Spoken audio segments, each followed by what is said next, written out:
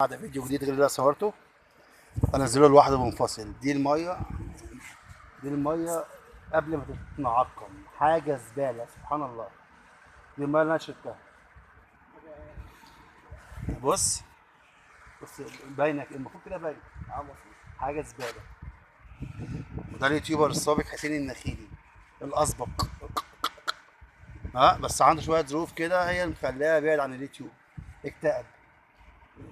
اكبر مبلغ كسبته كام؟ 100000 جنيه. واختنى بعد كده وقال مش عايز فلوس تاني.